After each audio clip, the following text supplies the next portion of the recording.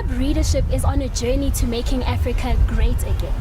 And what better way of making this continent the giant that it is than to introduce platforms where young people can start talking about African literature, engaging on the importance of reading. We're ranked as one of the countries that have a very low literacy rate, and Club Readership is on a journey. We aim to better the state of reading in South Africa. We're currently running a platform known as Club Readership, and the aim of Club Readership magazine, rather, is to introduce reading in a more fashionable format. And today, we're profiling Miss Ayanda Allie Paine. She is a journalist, a South African journalist. She describes herself as a mother, a sister, a daughter. She is a person of the soil. And who better to help us in this journey of introducing literacy and culture than the amazing Ayanda Allie Paine. So we'll be profiling her, myself and my colleague Morongwa from Club Readership, by asking her a few questions just to pick her brain on issues surrounding gender roles, on issues surrounding the importance of reading and developing the culture of reading in our continent. So just to get us started, we'd like to ask Miss Ayanda Allie Paine who she is. Can she tell us? But let's put a twist to it. Ayanda, if you were profiled by an international magazine, what magazine would it be and what would be on that title? Oh my goodness. Firstly, let me greet you both and thank you very much for having me on the program. I think it's an honor, it is a privilege. I'm excited to be here. It was a beautiful introduction that you rendered and I think an important one. I'm so grateful to be part of this platform. It is a tough question. I've never been asked that question before. And I'm not one to be at a loss of words. so I won't start now. I think it would either be the Oprah magazine or is it Essence? And I think I would choose those magazines because they highlight what you've just spoken about now. Phenomenal women, women's issues, women who rise above status quo, who, as we say in South Africa, imbogodo, who take the bull by the horn in whichever capacity that you're in. And I think that's also how I would describe myself. It's not the boardroom that makes you powerful. It's not a television set that makes you powerful. It's not the high heels even that make you powerful. I think your power is derived in fulfilling your purpose wherever it may be. So whether it is a grandmother who's looking after grandchildren because your son or daughter have passed away, that is power. Whether it is a single mom transporting the children to and from school, that's powerful. Whether you are a woman who is a CEO or you're the cleaner who's making ends meet, that's powerful. Absolutely. And so I think when describing myself, I think I'd like to also fit in there and say, I'm one of those moms, working hard to make sure that the children go to school. I'm a sister, as you've mentioned, so I love coming together with ladies such as yourselves to say, how do we make ourselves better? How do we grow? I love community. I think it's very important. I am because you are, it's who we are. And so I describe myself as a community builder or a development practitioner through the work that we do at Bukhobami. I'm a broadcaster as well. You mentioned my professional capacity, and so I speak to thousands upon thousands of South Africans about various current affairs. That's something that I take very, very seriously because it's a privilege to be able to have a voice to speak and to be heard. And then I wear the cap of a CEO. I run Shekinah Media, and Shekinah Media just basically it amplifies what I do as a development practitioner and as a broadcaster. We just make content that's socially responsible. What else do I do? I'm too busy for my own good. I'm too busy for my own good. I think I'm loving being in South Africa and the many opportunities that it presents. We're not where we would like to be, but we're definitely not where we were. There is hope. And there is hope. There is hope. Yeah. Sure. Thank you for that rich response. Thank you. It was so. I think she covered the entire interview. Thank you.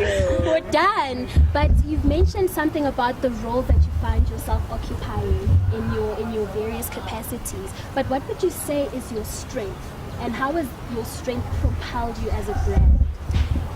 Do you know, I think the greatest thing about me, and that which is the thread that runs through everything that I do and that binds everything together, is love. It's very simple, ne? It's nothing profound, it's nothing, but it is, if you look at it in the way that, you know, what wakes me up in the morning and helps me get my kids ready for school is love. You know, what helps me to fetch them after school and drop them off and go to Dobsonville, Soweto, to make sure that the youngsters that we work with there are okay is love. You know, what wakes me up on a Saturday or Sunday morning when people are sleeping in to go to work and to go and do the broadcast, you know, duties that are bestowed onto me is love. You know, what makes me think, why do we need to put together a company like Shekinah Media to speak truth to the various social ills that we have? It's love. It's very simple. It's not complicated. It's not about trying to be Bill Gates or being a billionaire and all of that. But if that's your calling, then hey, do you. But for me, it's just that genuine love, actually. And we need more of that, you know. It reminds me of some of the conversations that I've had with my colleague slash friend turned everything Mo, that the beauty of life is in the little things. Happiness. People are so drained from life and so distressed that we miss the small things, and it's in the small things which are actually so big, something like love, you know, that we should start pursuing all of these activities, and we'll find that there's so much meaning when we do it from a place of love. So thank you so much for that response. The next question would be, what are your areas of development and how are you working on them? Personal development? Personal development. I am trying to work at being a better version of myself. I think if we pick up from the last answer, love for self, love for country, love for people, love for all of that means that you are extremely busy. And being extremely busy does not necessarily mean you are extremely productive. Sure. You know, so I think I'm working at making sure that I channel my energy and direction in that which matters. So that means having a schedule every day and making sure that you stick to it. And if you said you're going to be there at 2 o'clock, try and be there at 2 o'clock. It's my biggest weakness, because you meet with people, you sit down with them, you talk to them, and before you know it, you've run out of time and you're disappointing that person, and then you're having to do that. So it becomes very important to then try and take away the distractions from your schedule. Have time to rest, have time to work, have time to deliver on what you need to deliver on. And so I think for me, personal development is time management. I need to work on my time management. I need to work on delegating better. And I think if you start to delegate better, then you don't feel so guilty if you're not able to attend 1, 2, 3, because you know you've sent someone to represent you. But that also means that you need to develop your team. You need to make sure that they increase their capacity to be able to do that which you can't do at that point. And I think I've done a superb job. I've got an amazing team behind me. There is, you know, the guys I work with at Bukobami, the guys I work with at Shekinah Media. And I always say to them that if God decided today to take me, I know the work would continue. Absolutely. Because you've grown to such an extent that you don't necessarily need me anymore. And that's a sign of a true leader. So I thank God that I've been able to have a strong team around me that makes me look so good. Amen. Thank you for that. Thank you so much for that. Even Warren Buffett asked a thought-provoking question.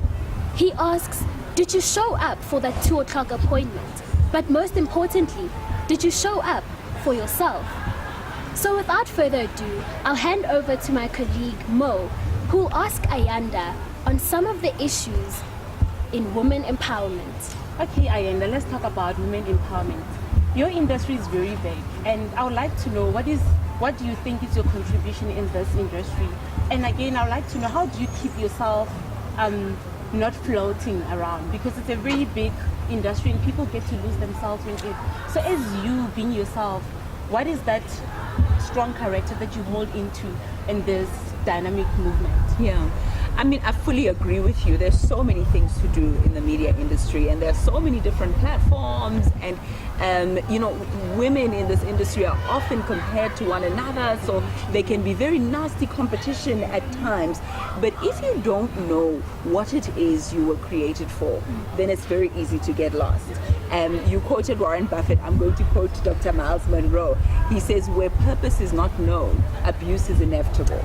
So when you don't know who you are, why you are, and what it is that you contribute, then it's very easy for you to try and compete. And if people are not dressing, now you're also not dressing. Or if people are flamboyant, now you must be flamboyant. If they are rude, you're going to be rude. But when you know that, okay, here is my calling, here's my strength, then it's very easy to, quote, stay in your lane. And, when you get into the industry, you look at your Deborah Patters, and they're feisty, they're strong, they're formidable and phenomenal. And you think, maybe I'm a Deborah Patter. And then along the line, you think, actually, no, I'm not. Then you look at other people and you say, maybe I'm your Jeannie D's, she's spunky and pretty, and, and then you try and be, and you're like, not so much. So sometimes it is a case of trial and error, but you eventually find your groove. You find your mojo, and you bring that to the table. And so I like to think that while I deliver news that is, hard-hitting, sometimes disturbing, sometimes sad, I always like to bring a glimmer of hope in my delivery. So even in my style of questioning, I don't like to be rude. I don't believe in destroying the human being in order to get to the answer. I believe you're able to get to the truth without harming the individual per se. And even, in the way I will greet, I will always smile. In the way that I will speak, I will try and be polite. Doesn't mean that now you can walk all over me. It just means that I remember that you are human first. And I think that's what is missing in a lot of our discourse in South Africa. You look at social media, you look at the way in which we speak to each other and about each other. There's no peace. There's no peace. And I think to myself, how can you wake up in the morning and be so violent and so rude and so destructive to another human being? Someone who you may or may not have met before, who has probably done nothing to you. And yet you feel the right to be, a particular way with them. But to answer your question, and I went the long way around. That was necessary.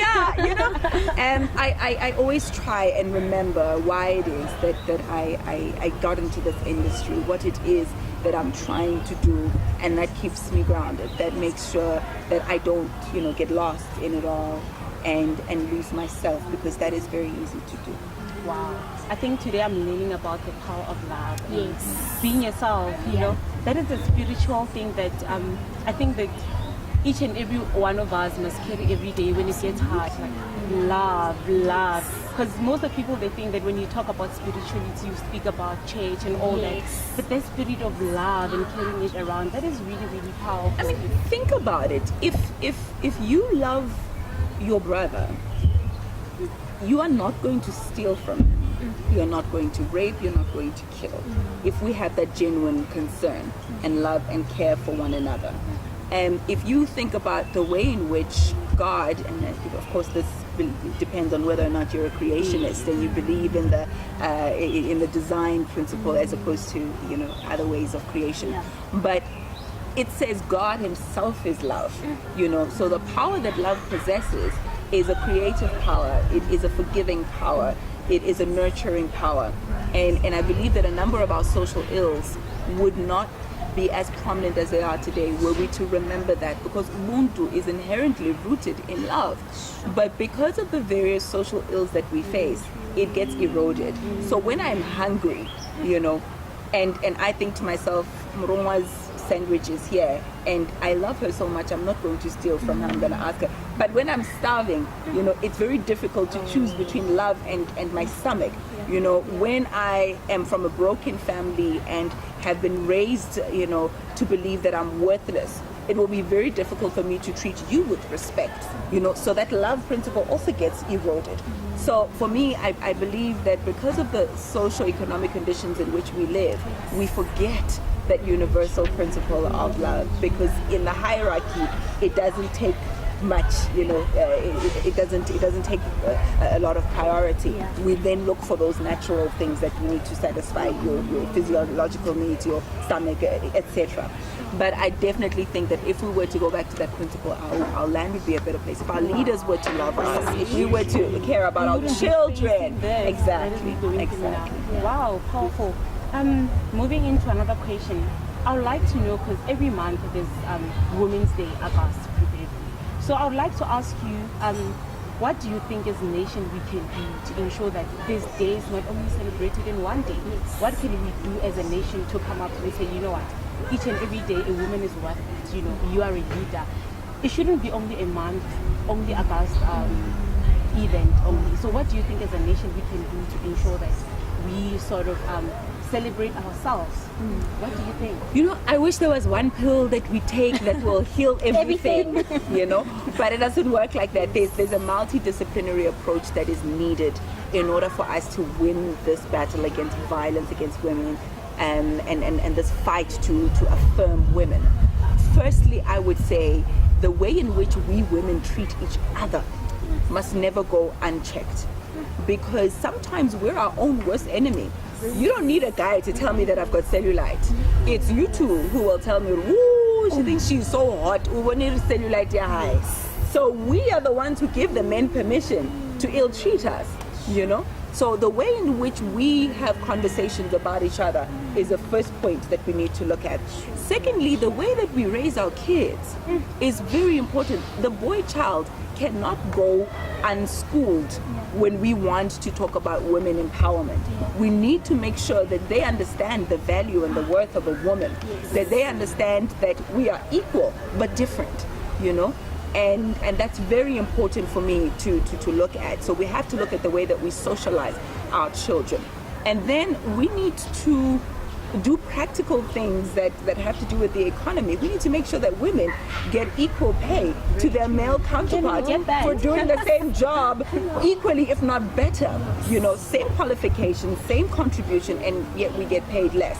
That needs to get looked into. The way in which we have to battle for promotion and have that compete against looking after our kids. I don't understand why we don't have more companies that have creches inside. So I don't have to feel bad as a woman dropping my child off at 6 o'clock in the morning so I can be at the office at 8. No, I have to bring my child in. If you're serious about women empowerment and you want to promote me, give me a support system that will enable me to be all things to all men. So there are a number of ways that we can look at tackling this issue. Honestly, I'm learning a lot about women empowerment and being myself. So we are inspired by different people. You inspire me. I look at you every day, the work that you're doing.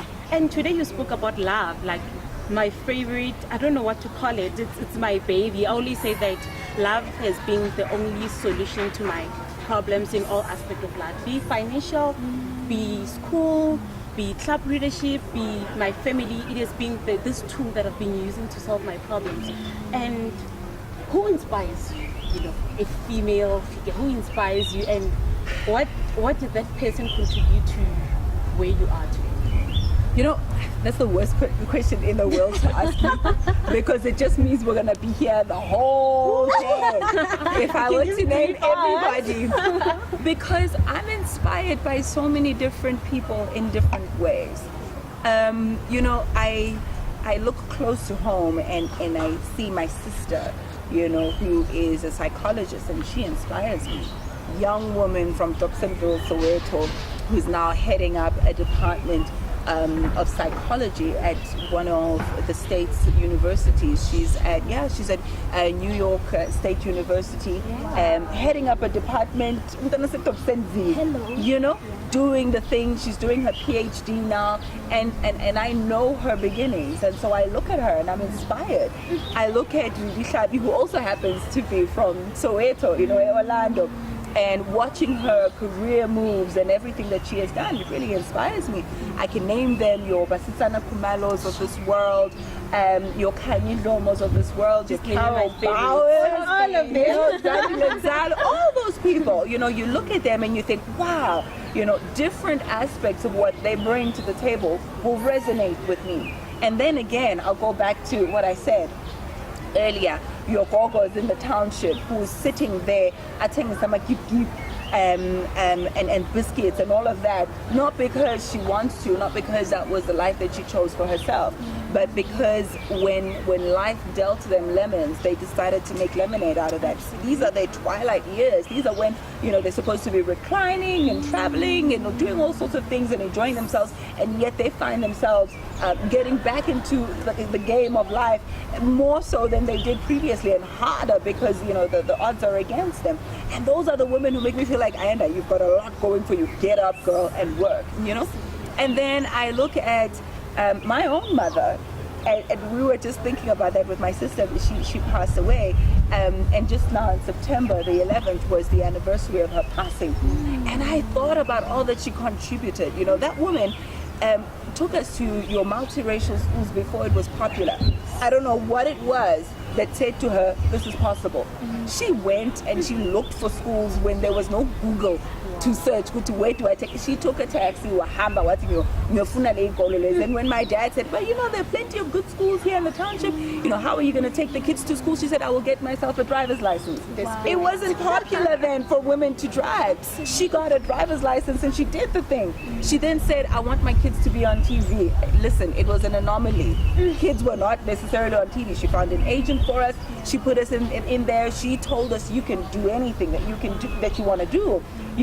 Young, rural, black, strong woman who I can safely say I am where I am today because of her, and she's a formidable force. She's powerful. She's done great things, and there are so many women just like her that I will look up to every single day and just think, wow, if she can do it, I can do it. Absolutely. Yeah. That was so powerful. Sure. I think your new name should be Love. Yes. When I ask this question, most of the time we expect some American or some phenomenal someone who has done bigger things and all that. So you touched my heart when you mentioned that that woman from a black community trying to sell sweets. That is, to me, that is love. That is pure love. Really, I would like to say continue being the kind of person that you are. Thank you. Because I'm learning so much from you, not because of what you're doing in terms of technical stuff, but you being yourself, the spirit that you're just putting on this table right now is just so pure. Absolutely. So that is beautiful.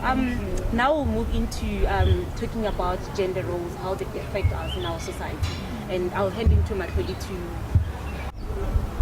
So throughout this conversation, Ayanda has reminded us that even as a woman, ungavuka, ugeze, ubangene. So without wasting time, we're going to pick your brain on what are the first things that come to your mind when you hear these words. Okay, so goodness. I'll put a word out there. Okay. And in less than 20 seconds, you need to tell me top of mind what comes Okay. up. The first one, men. Are not as bad as we think they are. I know, right? They're human. I think they're just as scarred as the rest of us. They're also dealing with the atrocity of the past. They're also shaped by fatherlessness. Yeah. I mean, just to carry on and very little. I always say hurt people. Yes. So it doesn't justify the wrongdoing, but it helps us to understand that when they perpetuate violence or any manner of wickedness, we need to look at what made them the way that they are. They're just a manifestation of the society in which we all live. So they're not as bad as we think they are. They probably need healing as much as we do. Sorry, yes, 20 seconds. So the second word is feminism. Okay, I hope I won't get in trouble with the feminists. I think it's a wonderful thing. I think it's a necessary thing. I think we all should be feminists at heart, but we should check the spirit within which it exists. So it should not be anger and hatred against men, but it should be towards the empowerment and true liberation of women. And I think it can easily be confused when a man hurts you or he cheats on you, all of a sudden you're saying, I'm a feminist, I hate men. I think that's the wrong way to tackle it. But if you're saying, you know what, the playing field is not level here, it's not equal, let's bring a sense of equilibrium. I'm a feminist, I'm all for that. Hallelujah. The third and last word is woman empowerment. women empowerment is long overdue. I think when we saw the dawn of democracy in South Africa, we focused a lot on non-racialism, but we did not look into non-sexism as much as we could have. The fact that we're still, debating along the lines of do we need a woman president, not a woman president, etc. Yeah. For me, it should not be here or there. It should not be a thing to say, hey, we want a woman president. It means that the fact that we're talking about it now is indicative of our society, in the same way that the Americans were saying we need a black president, and you're thinking you're still debating whether or not you need it now. It just shows how behind we are, and so for me, it ought to be a race about who's the best candidate, and not as such about women or men, because that just shows how far we have not come, at least when it comes to women empowerment. Absolutely. Yeah. Sure. And further to pick your brain on gender roles, I'd like to ask you if you think there are any issues of gender transformation that need to take place in the media industry. Yes, and I am seeing a steady transformation that delights me, but perhaps could be a little bit more fast-tracked.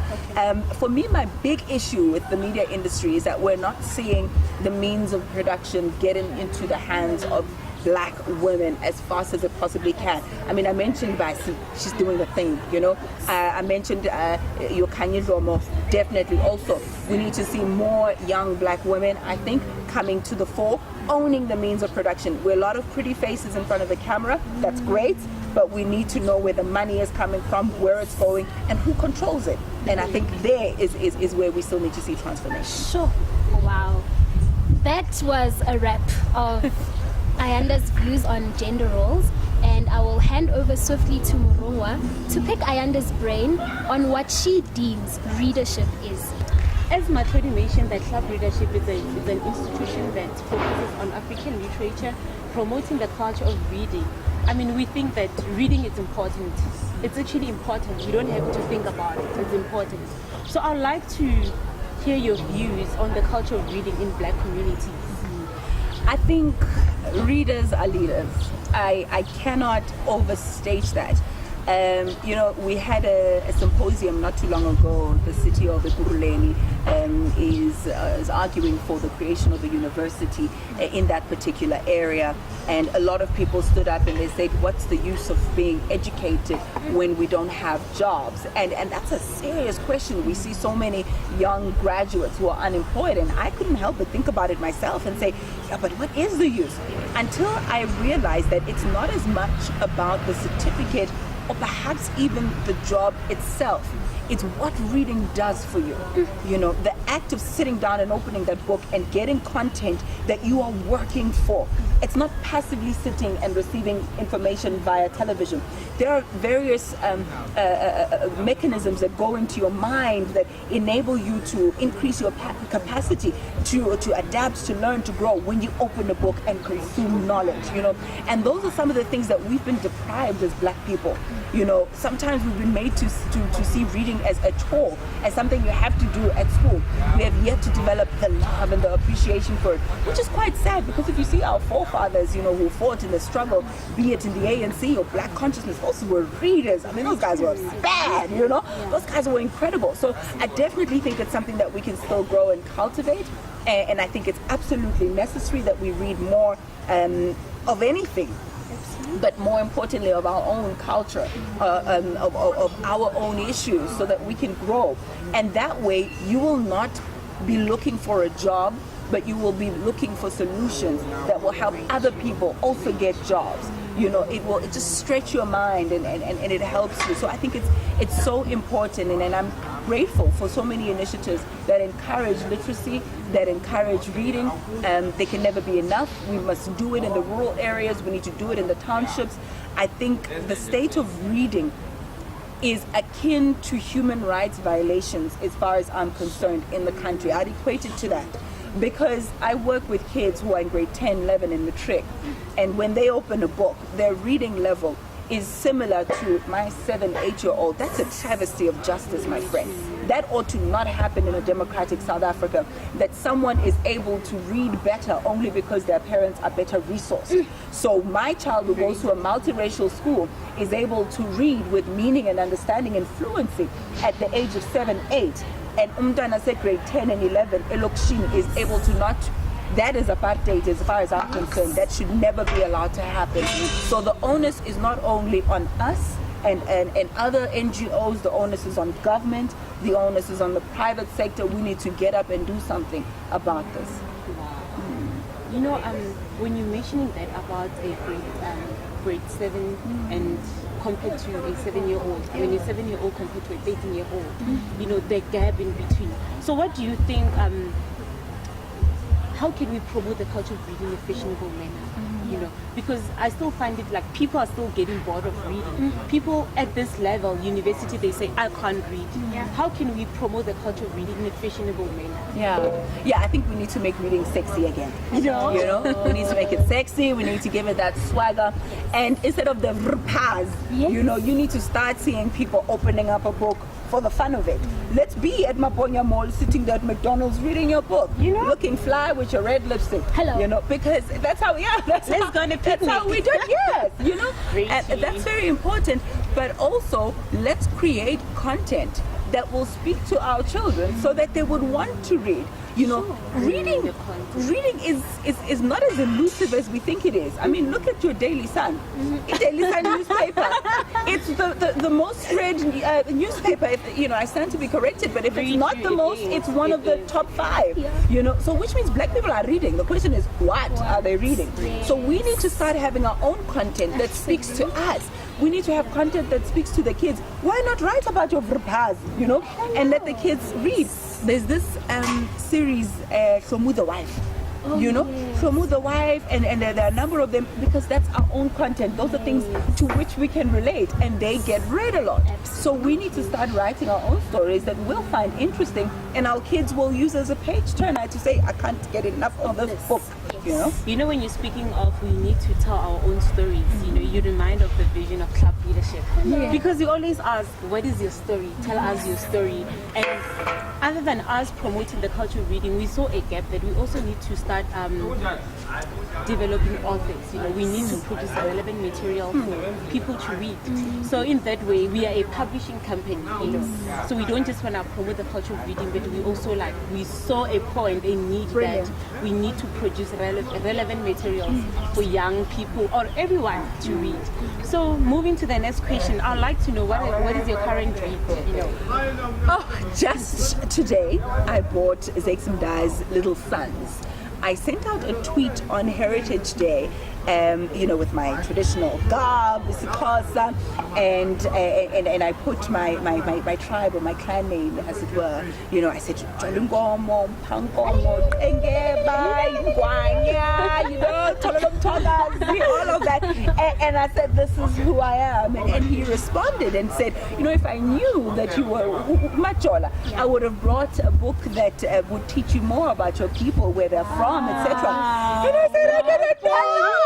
I didn't know it exists! And he said, it's out there and it's called Little Sons. And so I went to the exclusive books today and I purchased it and I can't wait to see you my bought it? teeth together. Wow. And so that's my current read. I'm going to read, I'm going to get back and let him know what I thought about it. And that's another thing about having our own authors. You can then go back to him. He's accessible, he's within reach, you know, whether by social media or what have you, to say, what did you mean in chapter 2, you know, when you said that we are Ompangomo? You know, what does that mean? You know, so I love that kind of thing. And when you, like you said, develop your own authors, then we're able to go to them and say, I loved what you did with that character. Why was she so downcast? Why was she so depressed? You know, and the story continues outside the pages. Yes. You know, I'm really proud. I'm glad that we are a moving society. I mean, we have authors already. Club Readership has published Katrina by Moswani. So we're really doing well, and I'm proud to see that young Africans, young South Africans are starting to take up on this journey. You know, they want to read, they want to write, they want to record their stories. And I'm in the process of, I want to write my book by December. Bring it. So just going to the final question, what is your advice to people who don't read?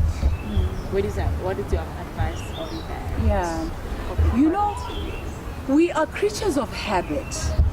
And when we continue doing things the way we've always done them, we'll continue to get the same results. if you want to see anything different in your life, try doing different things. I will not frown upon people who don't read or judge even, because we are socialized and shaped differently. But I would encourage them to start, you know.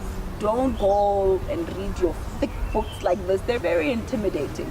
And don't feel bad if you're reading Mills and Bruce or something that's not seen as intellectually stimulating. The content for me is part 2. Part 1 is the fact that you're reading, you know. Be it a newspaper or whatever it may be, start with the act of reading. And you know, they always say 21 days you can build a habit, etc. Okay, I haven't tested that theory, but for me, the more you do it, the better it gets. Discipline, teach yourself, and you'll learn to love it along the way, you know. But meet yourself halfway. At least start with content that's exciting. So if it's Daily Sun, God bless Daily Sun, you know, read it, and in the act of reading, then you can start, you know, moving and focusing on the content as time goes on. Wow, that is great. That was such an enriching experience. I mean, just to sit under a tree and discuss the progress of Africa, what an amazing day. So, Morongwa, I've taken so much from this interview. One of the most outstanding parts from what Ayanda spoke about was the role of women and what we can do to help our continent progress. What are some of your takeouts? Love. Hello. Celebrate love. Because I feel like this is a tool that we can help each other to come together as women, Yes. you know. She mentioned that we are our own enemies, you know. So I feel like as women, I take that if we use love and actually use this tool, we can actually start solving the problems amongst us, you know.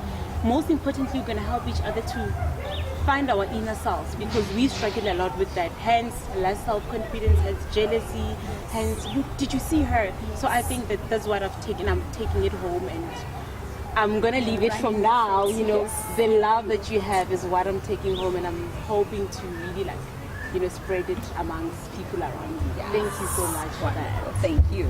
This talk also reminded me of one of the most amazing lessons that Ayanda shared with us at the Women's Empowerment Seminar earlier on this year. And she said not to despise the days of small beginnings.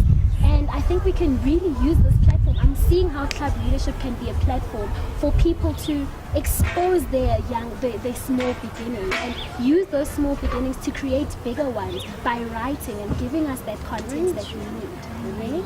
Yes. So it goes without a doubt to say that we are in the process of becoming. Yes. The best pages of our lives are yet to be written. Yes. And it is with such great honor that we thank you for gracing us with your presence, for sharing a bit of yourself with us. We wish we can have this discussion over a glass of something nice outside somewhere. It has to happen. Speak into existence. Yes, it's going to happen. But it goes without saying that the best pages of our lives are yet to be written, and After all, we are the ones. we have been waiting for. Amen. If not us, Then who? yes. Love it. So we realize through today's discussion that we can no longer refer to ourselves as future leaders. We are present day leaders, equipping ourselves with the tools to better manage the future. Thank you so much, Ayanda, for your time. Thank you very much, ladies. God bless you.